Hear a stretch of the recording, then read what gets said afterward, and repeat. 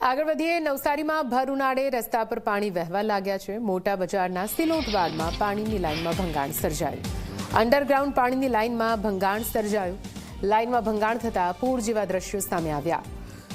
લાઇનમાં ભંગાણ થતા નદી વહેતી હોય તેવા દ્રશ્યો। પાલિકાની ટીમને જાણ કરાઈ છે। લાખો લીટર પાણીનો વેડફાટ થતા વાહન ચાલકો પરેશાન થઈ ચૂક્યા છે। વધુ માહિતી સાથે સંવાદદાતા ધવલ જોડાઈ ગયા છે। ધવલ, પાણીનો આટલો વેડફાટ કેમ? નવસારીમાં કેવા દ્રશ્યો? શું કઈ કામગીરી કરાઈ?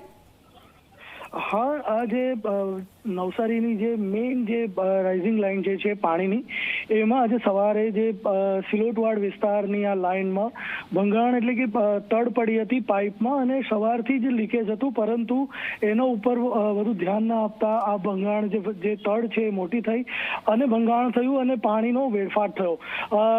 મહાપાલિકાની જે ટીમ છે વોટર વર્ક્સની, એને જાણ થતાં જ ત્યાં આગળ પહોંચી અને અત્યારે સમારકામની કામગીરી હાથ ધરવામાં આવી છે।